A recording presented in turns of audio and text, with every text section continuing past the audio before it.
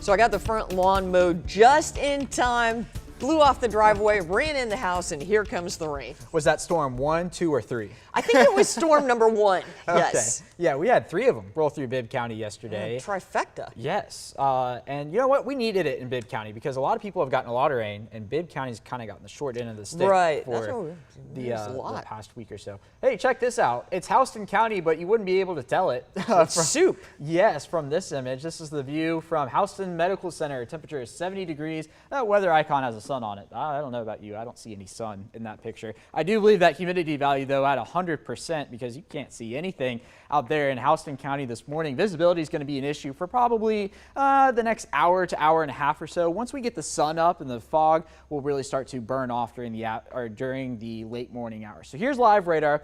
Don't have a lot going on. Here are these storms Suzanne and I were just talking about. We had 3 of them roll through Macon. We also had a fair amount of them out near Interstate 16 there near Cochran. Eastman, Dodge County got hit several times, and then towards the end of the evening, storm rolling through Jasper and Putnam County, and eventually making it down here into Bibb County as we rolled on to about 11 o'clock or so. 70 degrees is the current temperature here in Macon as well as in Warner Robins, 72 there in Cochran, 69 in Unadilla, 72 in Swainsboro and Vidalia, 15 minutes after 7 on this Sunday morning. Here's what we're going to do today. A high temperature of 90 degrees, fewer storms. We might have 1 or 2 thunderstorms, but a majority of what we're going to see today is going to be lighter in nature, meaning not a lot of thunder, more of the summertime showers, if you will. But humid this morning, 72 degrees by the time we get to 9 a.m. All right, so here's what I'm talking about. Not a lot of thunderstorm activity. When I was showing the map yesterday morning, we had a lot of those yellows and reds. We're not seeing a lot of that today.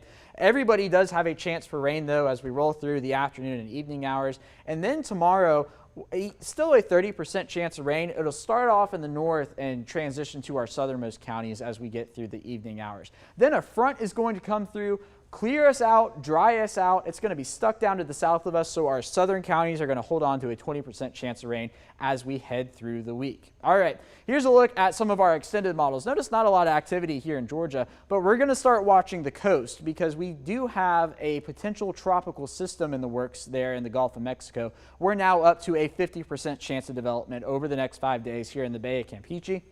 Whatever develops here would move into the northern Gulf of Mexico. We've got some of the models, like you just saw, bringing some moisture here into central Georgia. So, of course, Ben, Courtney, Taylor, and myself will be keeping an eye on it as we get into this week. The next name on the list of storms is going to be Bill. So if we see any development there in the Gulf of Mexico, it would become a tropical depression first, and then a tropical storm once it hits 40-mile-an-hour winds with the name Bill. All right, here's what I was talking about earlier. We're going to see a dip in the humidity values. Still going to be humid today, but then by the time we get into midweek, we're talking about dew points in the 40s by the time we get into Wednesday, but then we rebound right back into the 70s for Saturday, and with that dip in humidity comes a drop in our rain chances. So a 30% chance of rain today and tomorrow, a 20% chance on Monday, Tuesday, and Wednesday. Suzanne, it is going to get hot, 96 degrees on Tuesday. We will briefly drop back into the low 90s for Wednesday and Thursday before we're back in the mid 90s by Friday. Yeah.